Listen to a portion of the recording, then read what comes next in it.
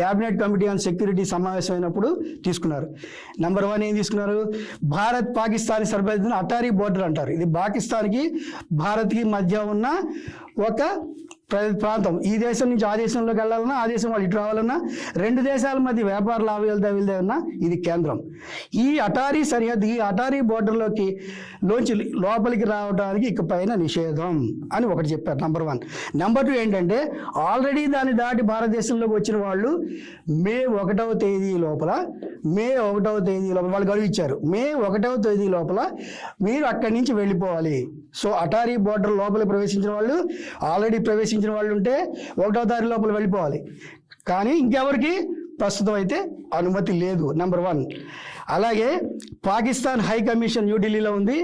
అక్కడ defence, navy, ఆర్మీకి సంబంధించిన ప్రతినిధులు ఉంటారు, పాకిస్తాన్ ప్రతినిధులు. వాళ్ళని ఇమ్మీడియట్గా ఇక్కడి నుంచి ఖాళీ చేయమన్నారు.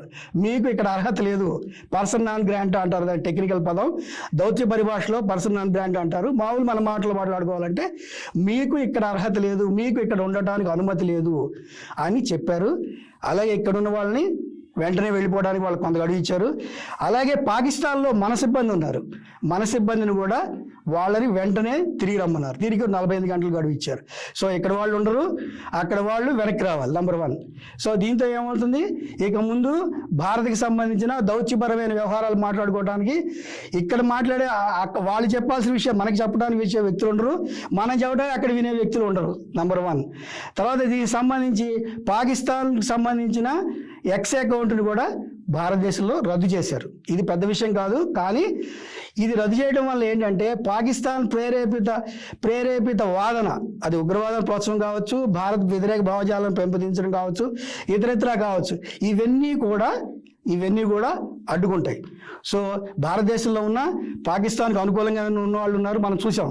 పాకిస్తాన్ గెలిచినప్పుడు సంబరపడేవాళ్ళు, మన దగ్గర హైదరాబాద్లో కొన్ని ప్రాంతాల్లో సంబరాలు చేసుకునే వాళ్ళు మనం చూసాం. సో పాకిస్తాన్తో ఏమైనా క్రికెట్ మ్యాచ్ జరుగుతున్నప్పుడు యావత్ భారతదేశం ఉత్కంఠగా ఎదురు చూస్తుంది, భారతదేశం గెలవాలని ఆశిస్తుంది. అదే సమయంలో పాకిస్తాన్ గెలవాలి, భారత్ బాడిపోవాలి అనుకున్న జనం కూడా మన మధ్యలో ఉన్నారు. మనం దీన్ని కాదలేని వాస్తవం. ఇదే రకమైన భావజాలాన్ని, పాకిస్తాన్ వ్యతిరేక భావజాలం భారతదేశంలో వ్యాప్తి చెందకుండా సామాజిక మాధ్యమైన ఎక్స్ని భారతదేశంలో రద్దు చేశారు. ఇది క్యాబినెట్ కమిటీ సెక్యూరిటీ తీసుకున్న నిర్ణయం కాదు, బట్ ఇది ఒక నిర్ణయం. సో ఇంకో నిర్ణయం తీసుకున్నారు, ఇండస్ వాటర్ ట్రీటీ అంటే సింధు జల ఒప్పందం. అంటే రెండు దేశాలకు సంబంధించి కొన్ని నదులు ఇండియా పరిధిలో ఉంటాయి, కొన్ని నదులు వాళ్ళ పరిధిలో ఉంటాయి. భారత్ సియాట్ సట్లెజ్ నదుల పేర్లు మీరు ఉంటారు, నదులు స్పెసిఫిక్గా కాదు. ఈ నదులకు సంబంధించిన వాటర్ అంతా, భారతదేశంలో నుంచి ఉన్న వాటర్ అంతా కూడా పాకిస్తాన్లోకి వెళ్తుంది. పాకిస్తాన్ ఆ వాటర్ను ఉపయోగించుకుంటుంది. దానికి సంబంధించి దానిలో 80% దాన్ని ఫార్మింగ్కి వాడుతుంది. అంటే పాకిస్తాన్ అగ్రికల్చరల్ ప్రొడక్షన్కి ఈ వాటర్ అనేది చాలా కీలకం. సో దీన్ని ఏం చేసింది, భారత్ అబియన్స్లో పెట్టింది, రద్దు చేయడం కాదు. దీనికి మధ్య ఒప్పందం చేసుకున్నారు భారత ప్రధాని, పాకిస్తాన్ ప్రధాని. 1960లో దీనికి సంబంధించి ఒప్పందం చేసుకున్నారు. ఈ ఒప్పందం ప్రకారం ఈ నీటి ప్రయోజనాలు రెండు దేశాలు వాడుకుంటాయి. ఇష్టం వచ్చినట్టు వాటిని వాడుకోవు, అలాగని పవర్ ప్రాజెక్టులు ఇతరితర వాటికి వాడుకోవు. ఈ వాటర్ పాకిస్తాన్కి వెళ్తుంది, పాకిస్తాన్ అగ్రికల్చర్ పర్పస్కి వాడుకుంటుంది. ఇటీవల 2022-23 వరకు దీనికి సంబంధించి ఎలాంటి గొడవలు జరగలేదు. కానీ ఈ మధ్య న్యూఢిల్లీకి సంబంధించి ఒక పవర్ ప్రాజెక్టుకి సంబంధించిన విషయాలు భారత్ పాకిస్తాన్ నోటీస్ ఇచ్చింది, పాకిస్తాన్ దాన్ని రిప్లై ఇచ్చింది.